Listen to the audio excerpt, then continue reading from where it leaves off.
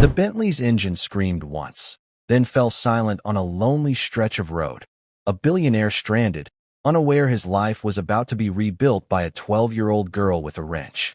Alastair Finch had everything money could buy: a private jet, a portfolio that moved markets, and a vintage Bentley worth more than most houses. At 72, he was headed to sign away his empire, a final deal in a life built on power and precision, when his prized car coughed, smoked, and died on a deserted country road. No phone signal, no help in sight, until a 12-year-old girl with grease-stained hands and a rusty bike appeared. "I can fix it," she said. Alastair nearly laughed. But this wasn't just any girl. Lily Miller was her grandfather's legacy, a prodigy mechanic raised in a workshop of forgotten engines and quiet genius. That roadside breakdown wasn't a nuisance. It was destiny knocking. Just before we dive in, let us know in the comments where you're watching from today. We love seeing how far these stories reach. And make sure you're subscribed so you don't miss tomorrow's special video. Now let's jump back in. Enjoy the story. A broken-down car on a lonely road holds a secret that will change a billionaire's life forever. A young girl with grease-stained hands and old eyes holds the key. What she knows will unravel a past he tried to bury. The old Bentley purred, a low growl of contentment that echoed the mood of its driver, Alastair Finch. At 72, Alastair had the kind of wealth that whispered, it didn't shout. His empire was built on quiet acquisitions, shrewd investments, and a reputation for being as unmovable as the granite mountains that flanked this winding country road. He was on his way to a meeting, a final one, the culmination of a 50-year career. The sale of Finch Industries, his life's work, to a soulless conglomerate he despised. It was a deal born of necessity, not desire. A concession to his age, his lack of an heir, and the relentless march of time that even a man of his resources could not halt. He checked the time on his vintage Patek Philippe, a gift from his late wife. Eleanor had always hated this part of him, the relentless drive, the obsession with legacy. "You'll own the world and have no one to share it with," she'd once said, her voice soft with a sadness he hadn't understood at the time. Now, in the sterile silence of his Bentley, her words echoed with the clarity of a prophecy fulfilled. That's when the car coughed. A single, undignified sputter that broke the rhythm of the powerful engine. Alastair frowned. His cars didn't cough. They were maintained by the best mechanics in the world. Every part was checked, every fluid topped, every system analyzed with a precision bordering on obsession. Another cough, this one more violent. The car shuddered, the smooth glide turning into a clumsy stagger. Warning lights, a frantic constellation of amber and red, bloomed across the polished mahogany dashboard. Alastair's hands, usually relaxed on the leather-bound steering wheel, tightened. "No, not now," he muttered, the words a low growl of frustration. He steered the dying car towards the shoulder of the road, a plume of white smoke billowing from the hood like a final, defeated sigh. The engine gave a metallic groan, and then silence. A profound, unnerving silence, broken only by the ticking of the cooling metal and the gentle rustle of leaves in the autumn wind. Alastair Finch, the man who could move markets with a single phone call, was stranded, in the middle of nowhere, with no cell service. He sat for a moment, encased in the opulent failure of his machine, a perfect metaphor for his life. A beautiful, expensive shell, broken on the inside. He got out of the car, his bespoke suit feeling suddenly ridiculous in the rustic setting. He popped the hood, more out of a sense of duty than any real hope of understanding the mechanical chaos within. The smell of burnt oil and hot metal assaulted his nostrils. He saw a tangled mess of wires and hoses, a language he didn't speak. "Looks like you've got a problem there, mister." The voice was young, clear as a bell. Alastair turned, startled. He hadn't heard anyone approach. Leaning on a rusty bicycle, her small frame dwarfed by the massive car, was a girl. She couldn't have been more than 12. Her blonde hair was pulled back in a messy ponytail, a few stray strands sticking to her forehead. Her clothes were worn but clean, faded jeans, a t-shirt with a faded NASA logo, and sturdy-looking boots. Her hands, he noticed, were stained with grease, the kind that gets deep into the creases of your skin and never quite washes out. But it was her eyes that held his attention. They were a startling shade of blue, and they held a seriousness that seemed out of place in such a young face. She wasn't looking at him with the awe or curiosity he usually inspired in strangers. She was looking at his car, her head tilted, a thoughtful expression on her face. "It's a bit more than a problem, I'm afraid," Alistair said, his voice laced with an irritation he didn't bother to hide. "It's a catastrophe." The girl wheeled her bike closer, her gaze fixed on the smoking engine. "It's not a catastrophe. It's a blown head gasket. And a cracked radiator hose, by the looks of it." She pointed a small, grease-stained finger. "See that spray pattern? That's coolant. And the smoke is too white for an oil fire. It's steam." Alistair stared at her, dumbfounded. He had engineers, mechanics with decades of experience, who would have taken an hour to diagnose the problem with a battery of electronic tests. This child had done it in 10 seconds from 10 feet away. "And how would you know that?" he asked, his voice dripping with skepticism. The girl shrugged, unimpressed. "I fix things. Tractors, mostly. Old ones. My grandpa taught me. He used to say that any engine, no matter how complicated, is just a story. You just have to know how to read it."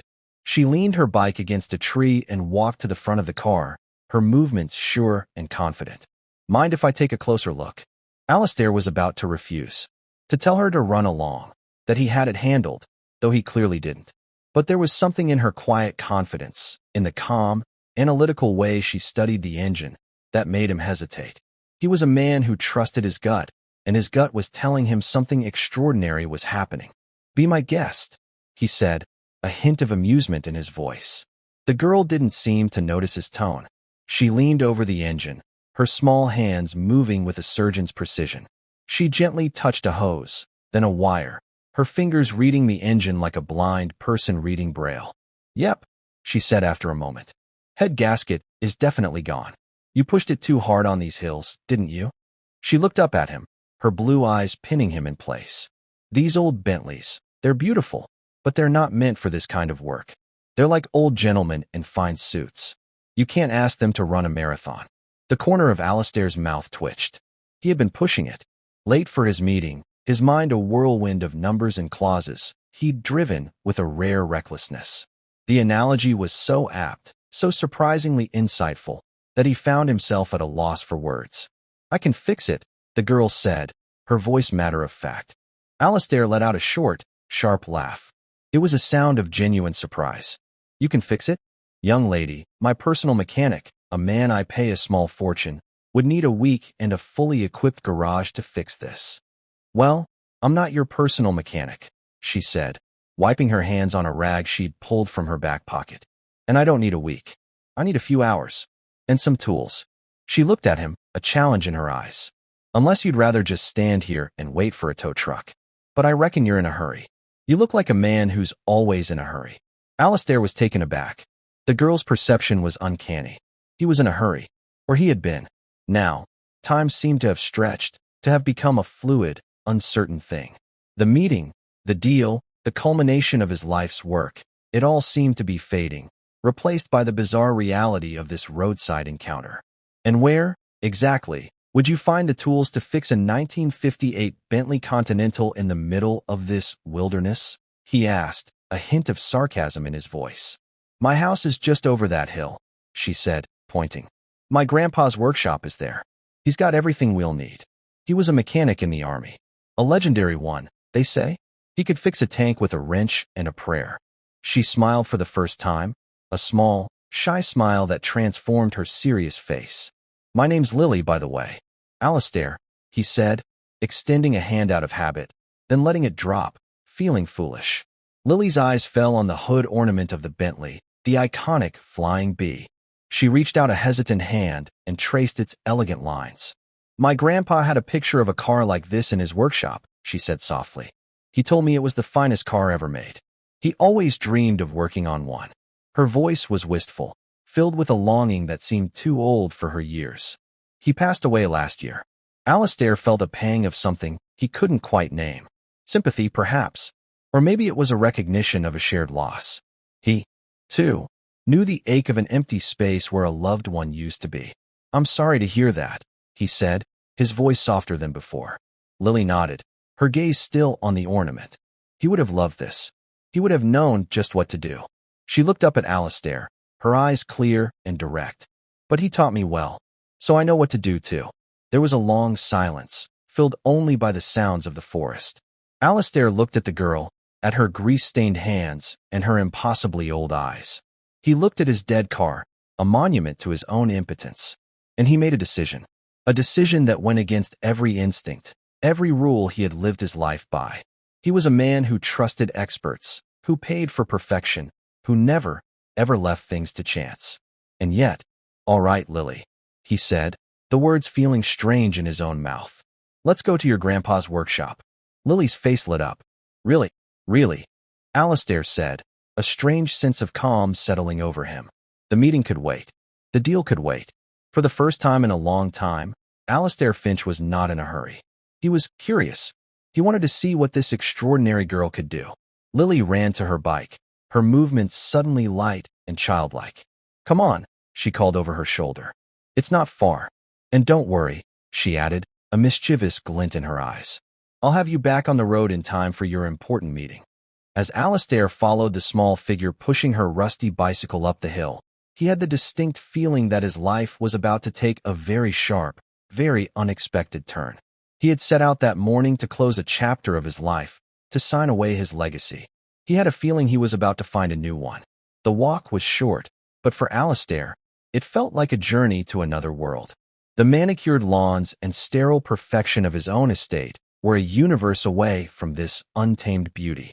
The air here was different, thick with the scent of damp earth, pine needles, and something else, something real.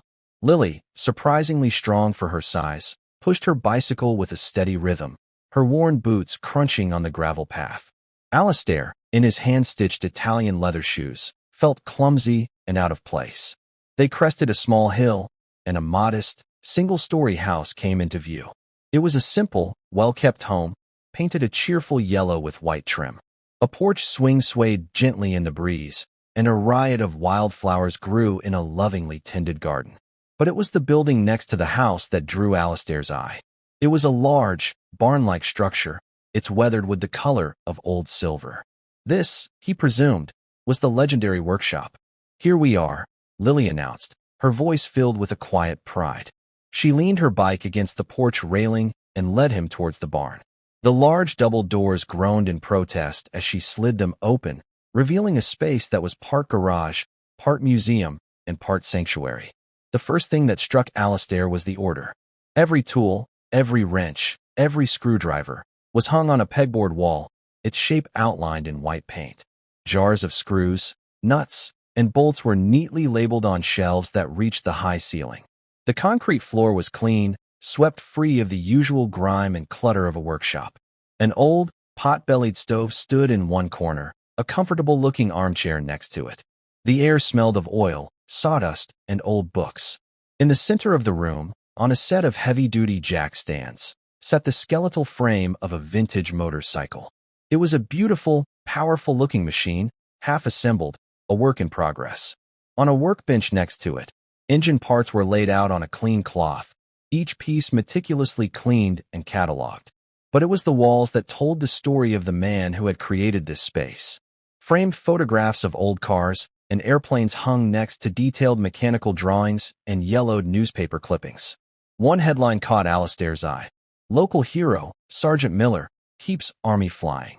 Below it was a picture of a much younger man, his face beaming with pride, standing in front of a World War II-era fighter plane. He had Lily's eyes. "Your grandfather?" Alistair asked, his voice softer than he intended. Lily nodded, her gaze following his. "That's him. Sergeant Tom Miller. He could fix anything." She walked over to a large, rollaway toolbox, the kind professional mechanics use. "He built this place with his own hands after the war. Said it was the only place he could find peace." Alistair looked around the workshop again, seeing it now through Lily's eyes. This wasn't just a place to fix things. It was a legacy, a testament to a life of skill, dedication, and quiet passion. It was a world away from his own, a world of boardrooms and balance sheets, of hostile takeovers and market fluctuations. He had built an empire of numbers, of abstract wealth. This man, this Sergeant Miller, had built something real, something tangible, something that could be passed down, not in a will, but in a shared love of how things work. "Okay," Lily said, her voice pulling him from his thoughts. "Let's get that Bentley of yours." She pointed to a heavy-duty tow chain hanging on the wall. "We'll need this. And the old winch. It still works." For the next hour, Alistair found himself taking orders from a 12-year-old girl. And to his astonishment, he didn't mind. Lily directed him with the calm authority of a seasoned general. She showed him how to attach the tow chain, how to operate the hand-cranked winch, and how to steer the dead Bentley as they slowly, carefully, pulled it up the gravel path and into the workshop. It was hard work, physical work, the kind Alistair hadn't done in 50 years. He felt the pull in his shoulders, the strain in his back, and a strange, unfamiliar sense of satisfaction. Once the car was safely inside, Lily went to work. She was a whirlwind of focused energy. She moved around the car with a fluid grace, her small hands sure and steady. She laid out her tools on a clean cloth, each one chosen with a specific purpose in mind. She drained the remaining coolant, disconnected the hoses, and began the laborious process of removing the cylinder head. Alistair watched, mesmerized. He had seen teams of mechanics work on his cars, their movements a choreographed dance of efficiency. But this was different. This was personal. Lily talked to the car as she worked, a low, steady murmur of encouragement. "Come on now, old girl. Don't be stubborn. Let's get you breathing again." She worked with a quiet intensity, her brow furrowed in concentration. Occasionally, she would pause, look at a problem from a different angle, and then, with a decisive nod, find a solution. She was not just following a set of instructions. She was thinking, adapting, problem-solving. She was, as her grandfather had said, reading the story of the engine. "You're very good at this," Alistair said, breaking the comfortable silence. Lily didn't look up from her work. "Grandpa taught me. He said I had a feel for it. A kind of mechanical sympathy, he called it." She finally loosened the last bolt on the cylinder head and, with a grunt of effort, lifted the heavy piece of metal clear of the engine block. She placed it carefully on the workbench. "There's your problem," she said, pointing to the gasket. It was a thin piece of metal, warped and blackened. A clear breach was visible between two of the cylinders. "Just like I thought. Blown. And look here." She pointed to a network of fine cracks on the cylinder head itself. "This is worse than I thought. The head is cracked, probably from the overheating." Alistair's heart sank. "So it can't be fixed?" "Oh, it can be fixed," Lily said, her confidence unshaken. "But not with what I have here. We'll need a new cylinder head. And a new gasket set, of course." She looked at Alistair. "This is a rare car. Finding parts won't be easy." Alistair felt a familiar surge of impatience. This was where his world had the advantage. "I can have a new cylinder head flown in from anywhere in the world by tomorrow morning," he said. "Just tell me what to order." Lily shook her head. "No need for that. There's a place about an hour from here. An old scrapyard. The guy who runs it, Old Man Hemlock, he's got a whole barn full of vintage parts. Grandpa and I used to go there sometimes, just to look around. It's like a museum of lost cars." She looked at him, a hopeful expression on her face. "I bet he's got what we need." Alistair hesitated. A scrapyard. It sounded undignified. He was a man who dealt in new, perfect things, not rust and decay. But then he looked at Lily, at her hopeful face, and he thought of the adventure, the sheer, unadulterated strangeness of it all. When was the last time he had done something unexpected? "All right, Lily," he said, a slow smile spreading across his face. "Let's go to the scrapyard." Lily's answering grin was dazzling. "Great. I'll call Mr. Hemlock and tell him we're coming. You can use the phone in the house." She pointed towards the yellow house. "And maybe you can call your people and tell them you'll be late for your meeting." As Alistair walked towards the house, he pulled out his satellite phone, a device that had never failed him, no matter where he was in the world.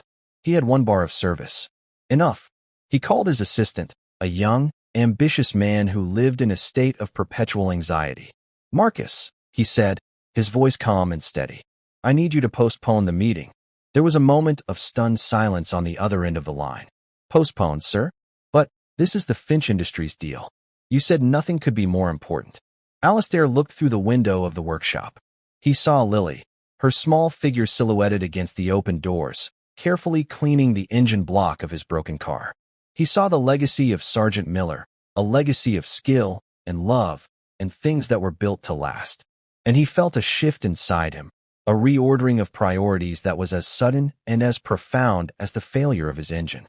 "I was wrong, Marcus," he said, a newfound clarity in his voice. "Something more important has come up." He ended the call before his bewildered assistant could reply. He felt a sense of liberation, a freedom he hadn't felt in years. He had spent his entire life building an empire, a monument to his own ambition. Now, in a dusty workshop, with a 12-year-old girl as his guide, he felt like he was finally starting to build something that mattered. He was a long way from his world of power and prestige. But for the first time in a very long time, Alistair Finch felt like he was on the right road. The drive to Hemlock scrapyard was an education. Lily's mom, a kind-faced woman with her daughter's blue eyes, insisted they take her old pickup truck. It was a sturdy, no-nonsense vehicle, the polar opposite of Alistair's Bentley. The engine rumbled, the suspension groaned, and the cab smelled of hay and dog. Alistair, wedged in the passenger seat, found it all strangely comforting. Lily, in the middle, was the navigator. She gave directions with a confidence that belied her age, pointing out landmarks that Alistair would never have noticed: a crooked old oak tree, a collapsed barn, a bridge over a dry creek bed. She told him stories about her grandfather, about the cars they had fixed together, about the lessons he had taught her. "He always said that a car is more than just a machine," she said, her voice soft with memory. "It's a time capsule. It holds the stories of the people who owned it, the places it's been. You have to respect that history when you're working on it." Alistair thought of his own collection of vintage cars, pristine and perfect, kept in a climate-controlled garage, rarely driven. He had seen them as investments, as symbols of his success. He had never thought of them as having stories. He was beginning to realize that he had missed the point of a great many things. Hemlock scrapyard was less a yard and more a sprawling, chaotic kingdom of automotive ghosts. Acres of cars, in various states of decay, were arranged in long, neat rows. It was a graveyard of steel and chrome, a testament to the relentless march of time. But to Lily, it was a treasure trove. "Look," she said, her face pressed against the window. "A 1965 Mustang. And over there, a Studebaker."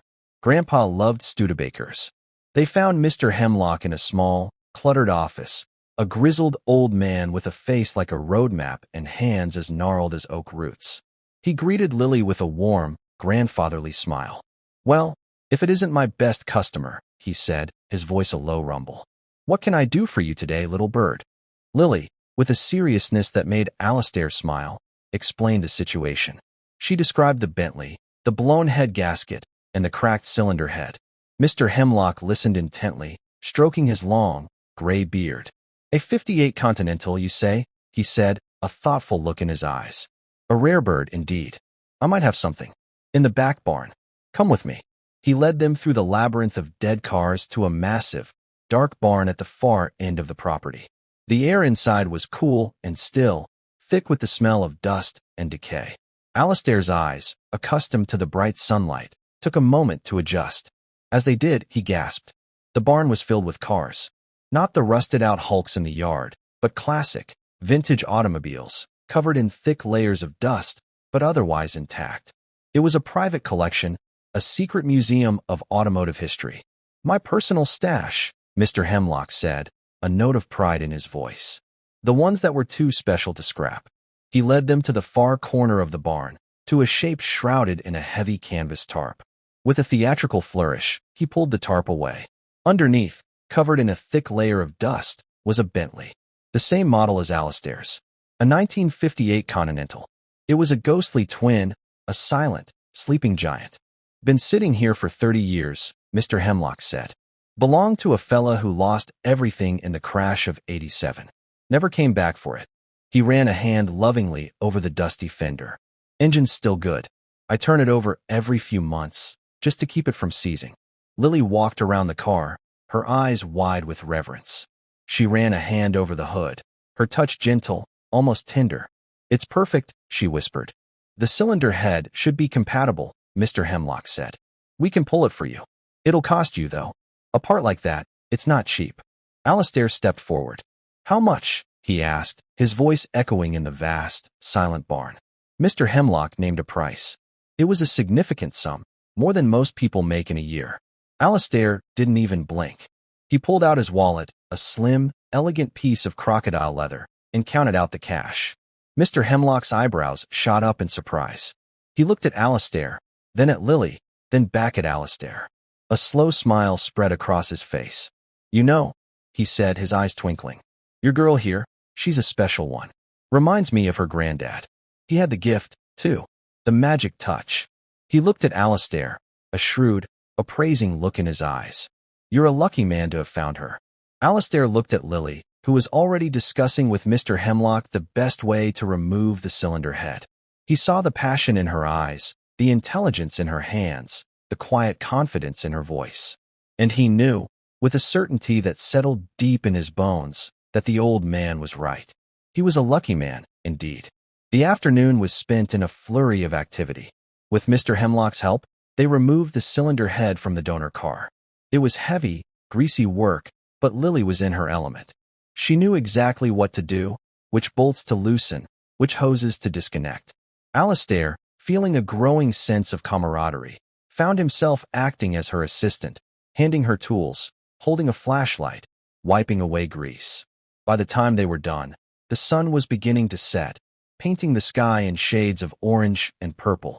They loaded the heavy cylinder head into the back of the pickup truck, a trophy from their quest.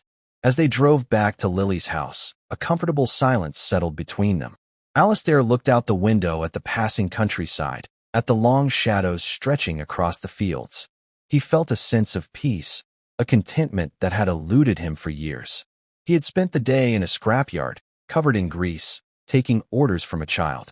And he had never felt more alive. When they got back to the workshop, Lily, despite the late hour, was eager to get back to work. "We can have her running by morning," she said, her eyes shining with excitement. Alistair, to his own surprise, found himself agreeing. The thought of his sterile, empty hotel room held no appeal. He wanted to see this through. He wanted to see the old Bentley roar back to life. As Lily began the meticulous process of cleaning the new cylinder head, Alistair's phone buzzed in his pocket. It was Marcus again. He ignored it. The world outside this small, brightly lit workshop seemed to be fading away, losing its urgency. The only thing that mattered was the here and now. The quiet hum of the fluorescent lights, the smell of solvent, the steady, rhythmic sound of Lily's hands at work. He found himself thinking about his own life, about the choices he had made, the things he had built. He had created an empire, but what was his legacy? A name on a building? A number in a bank account? He looked at Lily, at the inheritance of skill and passion she had received from her grandfather. That was a real legacy, something that couldn't be bought or sold. "Lily," he said, his voice quiet. "Your grandfather.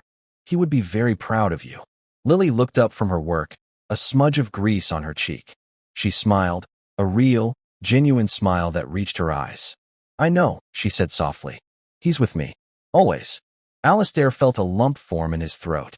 He thought of his own wife, Eleanor. He had been so busy building his empire that he had never really taken the time to learn what she was passionate about, what her dreams were. He had provided for her, yes, but had he truly shared his life with her? He was beginning to fear that he knew the answer. Later that night, as Lily continued to work with a tireless determination, her mother brought them sandwiches and hot chocolate. They ate in the comfortable silence of the workshop, surrounded by the ghosts of old machines and the promise of a new beginning. Alistair watched Lily, a sense of wonder growing within him. This girl, with her old soul and her grease-stained hands, was teaching him a lesson he had desperately needed to learn. A lesson about the value of hard work, the importance of legacy, and the simple, profound joy of fixing what is broken. He had come to this place a rich man, a powerful man, a man who thought he had everything. But as he sat in the quiet workshop, a half-eaten sandwich in his hand, he realized that he had been the one who was truly broken. And a 12-year-old girl, with a wrench in her hand and a heart full of her grandfather's wisdom, was slowly, carefully, putting him back together again. He didn't know it yet, but the old Bentley wasn't the only thing that was being repaired in that dusty, quiet workshop. Alistair Finch's soul was getting a much-needed overhaul, and the cost was far greater than any cylinder head. It was a price paid in humility, in wonder, and in the dawning, terrifying, and ultimately liberating realization that he had been living his life all wrong.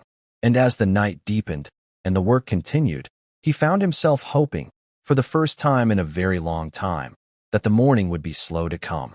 The night wore on, measured not by the hands of a clock, but by the steady progress of their work. Alistair became a willing apprentice. He learned to clean a spark plug, to properly torque a bolt, to feel the subtle difference between a thread that was catching and one that was stripped. Lily was a patient teacher, explaining each step in simple, direct language. She never made him feel foolish for his ignorance. Instead, she seemed to enjoy sharing her knowledge, her face lighting up when he successfully completed a task. Grandpa used to say that every bolt has its own song, she told him as she guided his hand to tighten a nut on the manifold. You have to listen. Too tight, and you'll break it. Too loose, and it'll cause trouble down the road. You have to find that sweet spot. The note of perfect harmony. Alistair, a man who had orchestrated multi-billion-dollar mergers, found himself completely focused on the simple, tactile task of finding that note of perfect harmony. He felt a profound sense of accomplishment when Lily nodded in approval. It was a satisfaction purer and more immediate than any business deal he had ever closed. He learned more about Sergeant Thomas Miller that night, not just from Lily's stories, but from the workshop itself. He saw the jigs and tools the man had made by hand, the clever solutions he had devised for complex problems. He saw a mind at work, a mind that was both brilliant and practical, a mind that saw the world not as something to be conquered, but as something to be understood and, if necessary, fixed. At some point, Lily's mother came to the door, a worried expression on her face. Lilybug, it's almost 3 in the morning. You need your sleep. Lily, her hands deep in the engine bay, didn't even look up. Almost there, Mom. I can't stop now. We're at a critical point. Alistair saw the flicker of pride and concern in the woman's eyes. He stepped in. It's all right, Mrs. Miller. I'll make sure she doesn't overdo it. We're almost finished. She looked at Alistair, this stranger in an expensive, grease-stained suit, and seemed to find something in his face that reassured her. She nodded. All right, but don't let her forget to drink some water. As the first hints of dawn began to soften the edges of the dark sky, they reached the final stage. The new cylinder head was in place, the gaskets were sealed, the hoses were connected. Everything was ready. Okay, Lily said, her voice a mixture of exhaustion and excitement. This is the moment of truth. She slid into the driver's seat of the Bentley, her small frame almost lost in the plush leather. Alistair stood by the open hood, his heart pounding with an anticipation he hadn't felt in decades. Lily looked at him through the windshield, her blue eyes wide. She took a deep breath and turned the key. The starter motor whirred, a hopeful, questioning sound in the quiet morning. It turned once, twice, and then, with a deep, throaty roar, the engine caught. It sputtered for a moment, coughed out a puff of blue smoke, and then settled into a smooth, powerful, perfect purr. The sound was magnificent. It was the sound of resurrection, the sound of a problem solved, of a challenge met and overcome. It filled the small workshop with a symphony of controlled power. Lily let out a whoop of pure joy, her tired face breaking into a radiant smile. Alistair felt a grin spread across his own face, a wide, unself-conscious smile of a kind he hadn't worn since he was a boy. He leaned against the fender of the car, a wave of relief and a strange, unexpected emotion washing over him. It felt like victory, a shared victory. He walked over to the driver's side door. Lily was revving the engine gently, her ear cocked, listening to its song. Perfect harmony, Alistair said, his voice a little hoarse. Lily looked up at him, her eyes shining. Perfect harmony, she agreed. They let the engine run for a while, a celebratory chorus in the early morning air. When they finally shut it off, the silence that followed was not empty, but filled with a sense of accomplishment. Alistair knew the time had come. He had to repay her. He had to put a value on what she had done. It was how his world worked. He reached into the inside pocket of his suit jacket and pulled out his checkbook. Lily, he began, his voice taking on the formal, businesslike tone he was so used to. I am incredibly grateful for what you've done. You are a remarkable young woman, and you deserve to be compensated for your time and your extraordinary skill. He clicked his pen, a solid gold fountain pen, and poised it over the check. What would you say to $10,000? He thought the amount was generous. It would be a life-changing sum for a family like this. Lily's smile faded. She looked at the checkbook in his hand, and a shadow passed over her face. She shook her head. No. Thank you, Mr. Finch, she said, her voice quiet but firm. Alistair was taken aback. No? I don't think you understand. I understand, she interrupted, her gaze unwavering. But my grandpa taught me that you don't put a price on helping someone who's stranded. It's just what you do. Alistair was speechless. He had built his life on the principle that everything had a price. Every service, every skill, every minute of a person's time. Lily's refusal was a rejection of his entire worldview. But you spent all night working, he stammered. You bought an expensive part. You have to let me pay you for that, at least. Mr. Hemlock gave us a discount, she said. For Grandpa's sake. He said to consider it a professional courtesy. She slid out of the driver's seat and faced him, her expression serious. But there is something you could do for me. For my grandpa. Alistair put his checkbook away, a feeling of shame washing over him. He had been so clumsy, so transactional. He had almost cheapened this extraordinary experience with his money. Anything, Lily, he said, and he meant it. Anything at all. Lily hesitated, as if gathering her courage. My grandpa, he had a dream. He spent years designing a new kind of engine. A more efficient one. Lighter, more powerful, and better for the environment. He built a prototype. She pointed to the half-assembled motorcycle in the center of the workshop. That's it. Or a part of it. She walked over to a large, metal filing cabinet in the corner of the room. She opened a drawer and pulled out a thick, leather-bound binder. It was filled with hand-drawn schematics, pages of complex calculations, and detailed notes written in a neat, precise hand. He finished the designs just before he got sick, she said, her voice thick with emotion. He even filed for a patent. But the filing fees, the lawyers, it was too much. We didn't have the money. The application was rejected. He died thinking he had failed.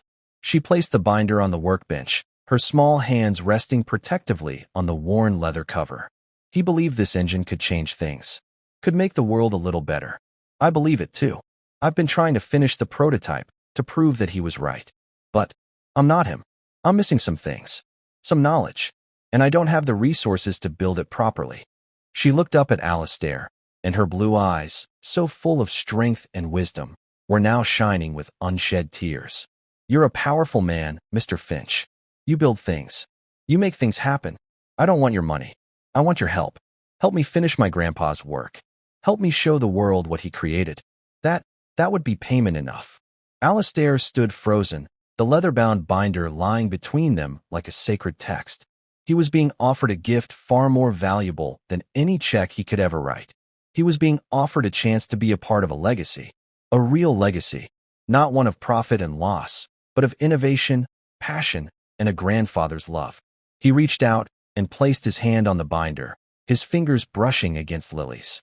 He felt a connection, a current of shared purpose that was more powerful than any contract he had ever signed. He looked at the girl, at her tear-streaked, grease-stained face, and saw not a child, but a guardian of a sacred trust. He saw the spirit of Sergeant Thomas Miller, a man who had fixed fighter planes with a wrench and a prayer, a man who had dreamed of a better engine, a better world. In that moment, Alistair Finch understood. His journey had not been about a broken-down car. It had been about a broken-down life. His life. And this was his chance to fix it. Lily, he said, his voice thick with an emotion he couldn't name. It would be my absolute honor. The days that followed were a whirlwind of activity. Alistair did not just offer his help. He threw the full weight of his resources and his 50 years of business acumen into the project. But he did it in a new way. He didn't delegate. He participated. His first call was not to his lawyers, but to the finest patent attorney in the country. He explained the situation, and the attorney, intrigued by the story, agreed to take on the case pro bono, as a personal favor to Alistair. His second call was to the head of research and development at his own company, a brilliant but jaded engineer named Dr. Eris Thorne. Alistair had always treated Thorne as a high-priced employee. Now, he spoke to him as a colleague, an equal. Eris, he said, I'm sending you a set of plans. I need you to forget everything you're working on. I need you to look at these with fresh eyes. This is not about profit. This is about potential. I'll be there this afternoon to walk you through it. He then booked a private jet. Not for himself, but for Lily and her mother. He wanted Lily to be there, to present her grandfather's work herself. When he told Lily, she was hesitant. A private jet? I can't.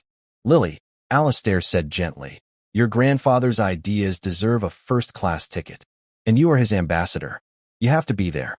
The sight of Lily, in her clean but worn jeans and NASA t-shirt, walking into the gleaming, state-of-the-art R&D lab of Finch Industries was a sight Alistair would never forget.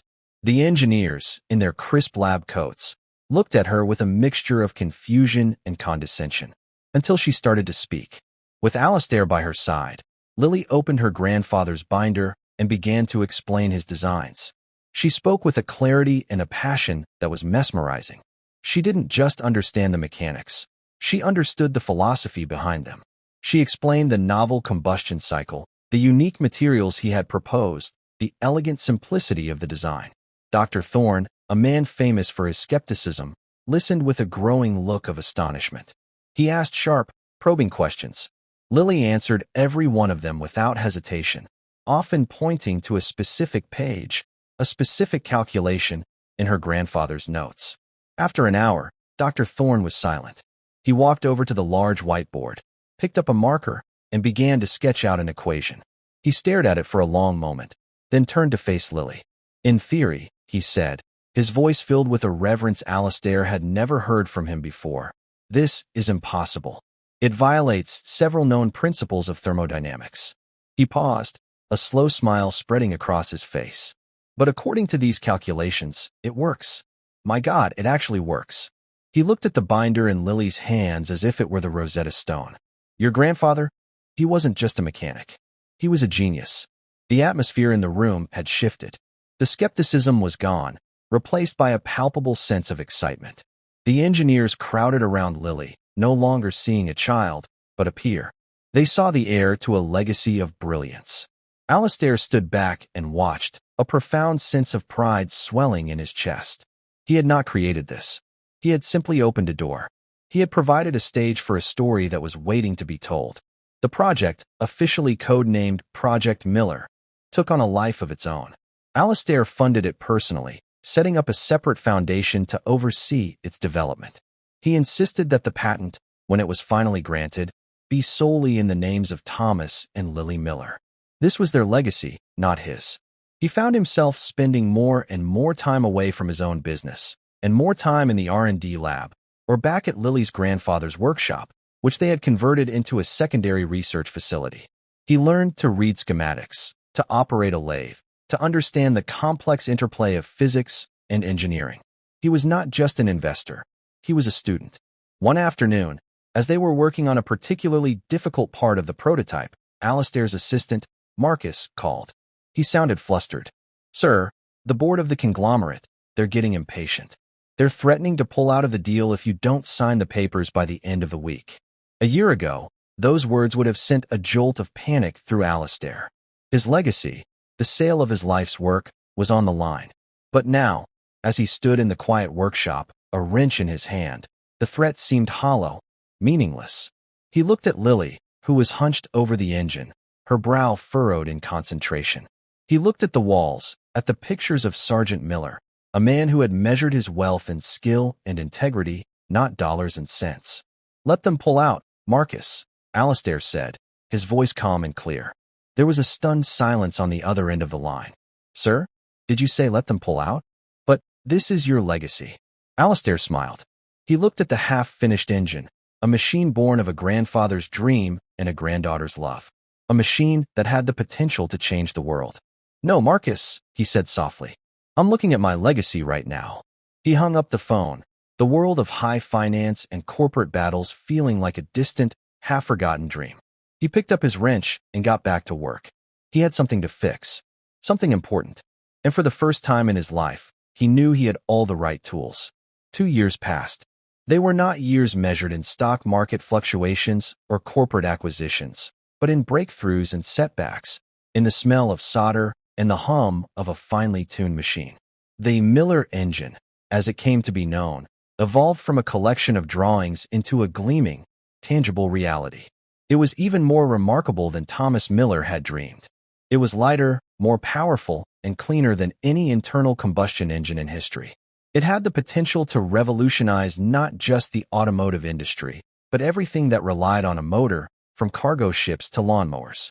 Alastair Finch was a changed man. The sharp, impatient edges of his personality had been worn smooth. The empire he had spent a lifetime building now seemed like a hollow shell compared to the vibrant, purpose-driven world of the Miller Foundation. He had walked away from the sale of Finch Industries without a backward glance, channeling his personal fortune into creating a new kind of legacy. The Foundation's mission was simple: to find the other Lily Millers of the world. The brilliant, overlooked minds in dusty workshops and quiet garages, the geniuses hidden in plain sight. The day of the official unveiling of the Miller engine was a media circus. The automotive world, the tech industry, the environmental community, they had all gathered in a massive, state-of-the-art auditorium that Alastair had built for the occasion. The prototype, housed not in a modern chassis but in the lovingly restored 1958 Bentley Continental, sat on a revolving stage, a perfect fusion of past and future. Backstage, Alastair adjusted his tie.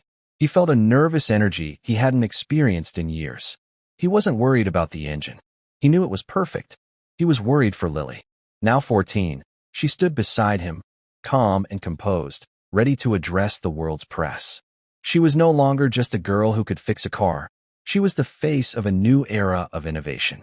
"Ready?" he asked her, his voice gentle. She nodded, a small, confident smile on her face. "Grandpa would have loved this," she said softly. "All these people, here to see his dream."